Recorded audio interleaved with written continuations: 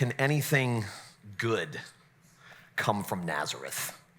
What a strange question, and what strange verses to choose for Easter Sunday. I mean, it is Easter Sunday. What strange verses for Easter. This doesn't talk at all in these verses about the resurrection of Jesus, what happened on that Sunday morning when Jesus came back to life. This happened a long time, years before Jesus died and rose again. But these verses, and specifically this question, gets to the heart of who Jesus is and what Easter is all about, believe it or not. Bible scholars differ on what Nathanael means when he asks, can anything good come from Nazareth?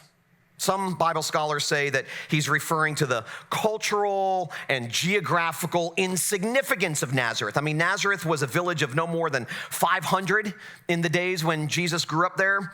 It was inland, which means it was miles away from the Sea of Galilee, which also means that it wasn't on a lot of travel routes. There wasn't a lot of commerce. There wasn't a lot of tourism. There wasn't a lot of coming and going. No one went to Nazareth. It was a backwoods village out in the sticks, kind of like Okeechobee. In the eyes of the more educated, urban people of that day, people from Nazareth would have been considered uncultured, simple-minded, uneducated, irrelevant. No one of distinction lived there, and no one of importance came from there. It was a culturally insignificant place. So to Nathanael, it was improbable that someone as important as God's son would come from there. Can anything good come from Nazareth, that place, that tiny little town in the sticks, that unimportant town, that insignificant town filled with insignificant people? Can anything good come out of Nazareth? If you were looking for the Son of God, then you should probably go to Jerusalem, the place of sophistication and cultural importance. That's where all the movers and shakers were. That's where all the winners lived. That's where all the power brokers were. If you were looking for God's son, that would be the first place to look. It would make sense if he said, we found the Son of God, the one that the one that the law and the prophets told us about, and he's in Jerusalem. That's what everybody would have expected, not Nazareth. So some Bible scholars say that the reason Nathanael asked that question was because Nazareth was such an insignificant small town. But other Bible scholars say that Nathanael asked his question because Nazareth was also known for being a place of immorality, a place of lots of sin and bad behavior, which is why he used the word good, implying that whatever came from Nazareth was not good in a moral sense. There's no way that anything good could come from that place, from that sinful place. So if the first interpretation means, can anything great come out of a place so small, the second interpretation would mean, can anything good come out of a place so bad? But either way, both interpretations make a strong point. Jesus shattered all preconceived notions of the kind of place that God's son would come from. Completely shattered all preconceived notions. And believe it or not, Nathanael's question is the question that we all ask, all of us, whether you realize it or not. Can something good come out of something bad? For you, it may be something like this. Can anything good come out of my failure? Can anything good come out of heartbreak? Can anything good come out of my struggle with addiction? Can anything good come out of adultery? Can anything good come out of losing my job? Anything? Can anything good come out of being betrayed? Can anything good come out of loneliness or discouragement or loss? Can anything good come out of an emotionally dead marriage or singleness or shattered dreams? Can anything good come out of insecurities and fear and depression and repeated screw-ups? In my line of work, I've seen a lot of wreckage over the years. I've heard lots of people's stories and sometimes wonder, will this person ever hope again? And to be honest, I hear some stories and think to myself, this is a hopeless situation. This is a mess that will never get cleaned up, a problem that will never get fixed. I hear story after story after story that seems so hopeless. People coming to me in a state of hopelessness because their life has gone south in one way, shape, or form. And there just doesn't seem to be any light at the end of their dark tunnel. And sometimes, I don't say this to them, but sometimes I think to myself, this is a hopeless situation. This is a problem that will never, ever get fixed. But more closely to home, I wrestle with my own story. 8 years ago, my life fell apart. I was hopeless and convinced that I would never be happy again, that I would never enjoy life again. I was absolutely certain life was over. That life as I had known it and life as I had loved it was over. The loss, the guilt, the shame, the depression, it sapped my energy. It suffocated my enjoyment for life. I found myself wondering over and over, can anything good come from Nazareth? Is there any hope for me at all? The situation seems so dire, so dark, so hopeless. And I found myself wondering, can anything good come out of this? I wanted to die, literally. Have you ever felt so desperate that you wanted to die? I have. In the summer of 2016, I hit a breaking point and literally planned to kill myself. Researched the ways to do it, planned to do it. That thought had never crossed my mind, as far as I was aware, had never crossed my mind for 40 some odd years until that point. I still have the note that I wrote. Words cannot express the pain I feel for the hurt I've caused. It has become too much to bear. Based on what I've done and the pain I've caused, I have concluded that it is better for all those that I love that I just disappear. Life without hope is death. At the end, I really tried. God knows my apologies and expression of love were real, so real, but what does that matter when the people you want so badly to believe you don't? I understand why they didn't.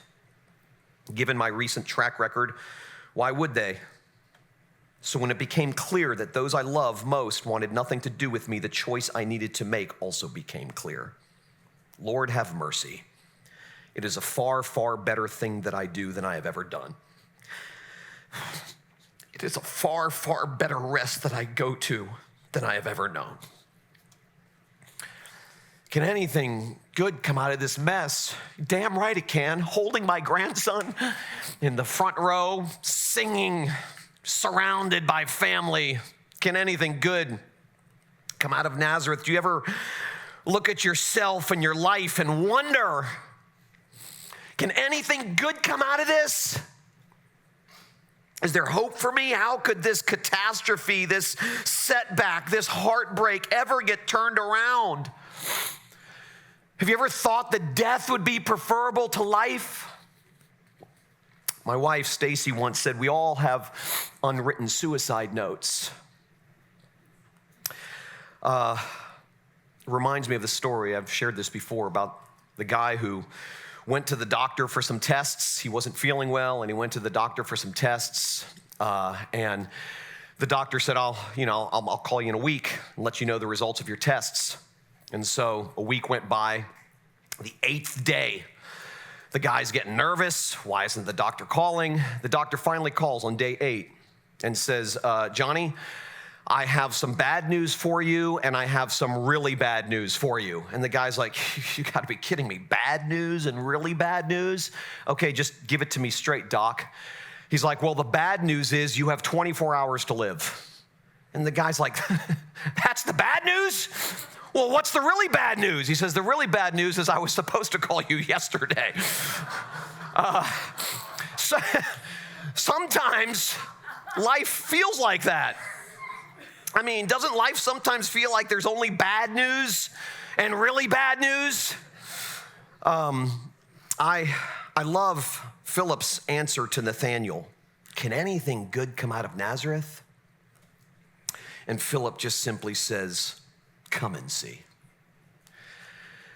Nathanael goes with Philip, sees Jesus, and Jesus proceeds to blow his mind, rock his world. demonstrate for him that he really is who he said he was. When you're feeling hopeless and scared, and we all do, we all feel that way from time to time. When you're feeling discouraged and broken, when you're feeling frustrated and like a failure, turning to yourself will bring you no hope, ultimately. No rest, no relief, no rescue.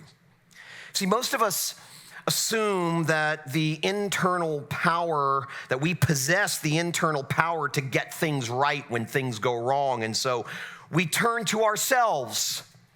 We turn to things like determination, focus, willpower, getting our priorities straight. I can fix this. I just have to focus. I can make this right if I just set my mind to it. I'm capable. I just need to adjust my priorities and get them right. We also tell other people who are in a jam, who are feeling low, to fix themselves. We say to the brokenhearted, just move on. He or she wasn't good for you anyway. Just move on. We tell the addict to just stop it. Just quit. We tell depressed people to brighten up and look at all the good things going on in your life. Stop looking at the dark stuff. Look at the bright stuff. We tell those in a slump to just work harder, persevere, press on. But you already know that this never works. I mean, it might work for some things temporarily, but the big stuff, the important stuff, the deep stuff, I mean, my hard work may get me in shape, but it can't eliminate my fears. It can't take away all of my insecurities. My dedication and focus may earn me a promotion, but it can't heal my hurts. It can't replace a father who was never there, or a mother who was never there, or a spouse that, the pain of a spouse that left you, or a child that died. So what's the answer then? I mean, have you ever tried to strong arm yourself out of sadness? Or talk yourself out of your insecurities? Or have you ever tried to comfort yourself out of loneliness, or muscle your way out of feeling rejected? Have you ever tried to heal yourself from a deep hurt? I mean, how does that go? We can't do it. Our hard work, our focus, our determination, dedication, the adjustment of our priorities, I mean, that can temporarily get us places, but it can't do the deep work. It can't solve the deep problems. It can't fill the deep voids. So, what's the answer then? If the answer can't be found in me, then where can it be found? Come and see. Some of you can't see God because you're looking in the wrong places. We've been told that if we want to find God, we have to look up. But you won't find him there. We won't find him standing above and beyond hard places. We find him in the hard places. We find him in the back alleys of our secrets. We find him in the dark corners of our regrets, in the cracks of our fears. We find him in the wreckage of consequences. We find him in the debris of our repeated failures. We find him in our losses. We find him in suffering. We find him in the middle of our mess, not outside of it.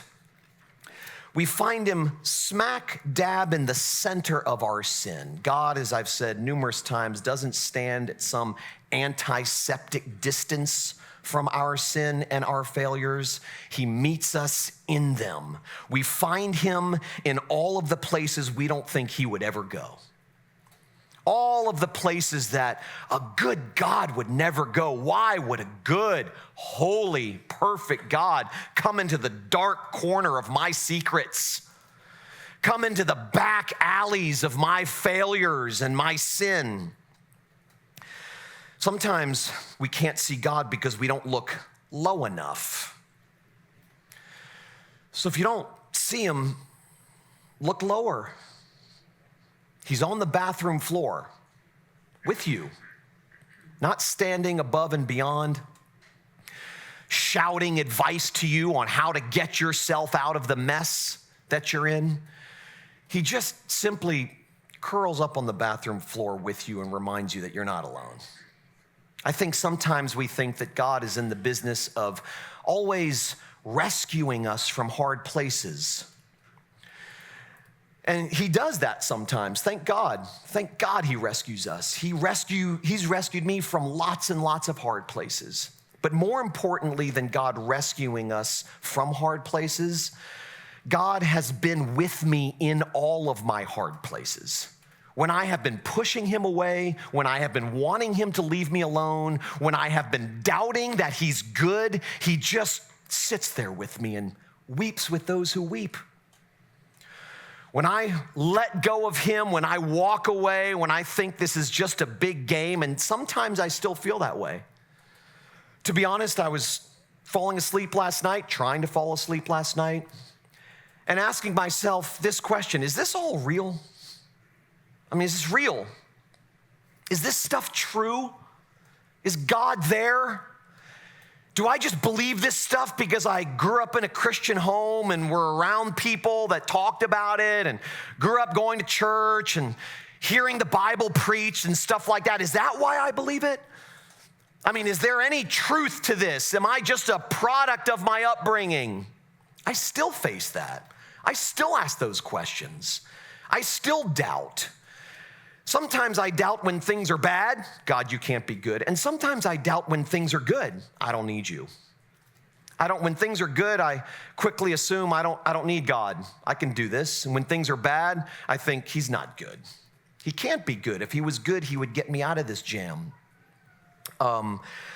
So sometimes we don't see God because we don't look low enough. We're looking for him in wins, successes, blessings, answered prayers that we want answered a specific way. And sometimes he's there. Oftentimes he's there. But more often than not, he's in the low places. Grace is like water. It always runs to the lowest places and gathers there. That's where it meets us. God's mercy meets us in the middle of our messes. His faithfulness meets us in the middle of our failures. His grace meets us in the middle of our guilt. His salvation meets us in the middle of our shame, right smack dab in the middle of it. Our sin and pain and brokenheartedness is God's hometown. Nazareth is where God comes from. Our sin, our pain, our brokenheartedness, our unfaithfulness and failure, that's God's hometown. He's familiar with that territory. My friend Nadia puts it like this: God simply keeps reaching down into the dirt of humanity and resurrecting us from the graves we dig for ourselves through our violence, our lies, our selfishness, our arrogance, and our addictions. And God keeps loving us back to life over and over and over again, just by being there. Not by chiding us for getting lost, not by standing above us and preaching to us about how we screwed up and how we should do this, that, and the other to get ourselves out of the jam that we made for ourselves and other people. He just gets in it with us and reminds us, sometimes with nothing more than a faint whisper, you're not alone. I'm here. I've always been here. I'll always be here.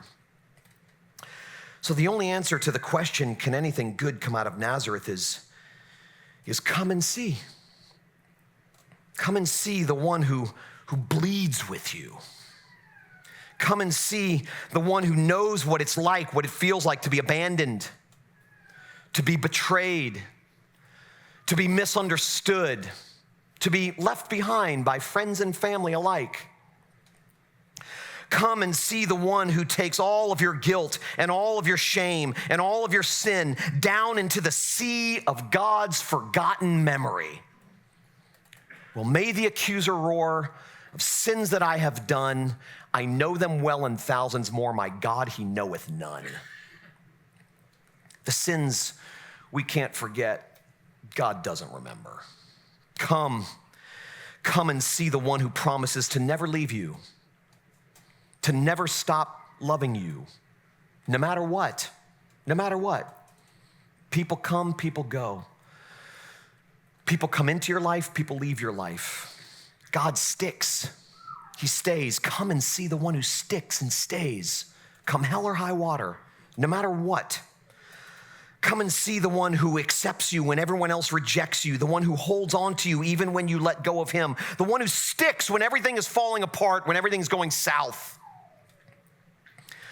Come and see the one who has already forgiven you for everything you've ever done and everything you'll ever do. Come and see the one who knows everything there is to know about you and yet loves you with an unwavering, unending, never let you go kind of love. Come and see. Where do I look? Look in the hard places. Look lower. Look on the bathroom floor. This is what he says to you this morning. Let me take that burden from you. Give that to me. Let me carry it.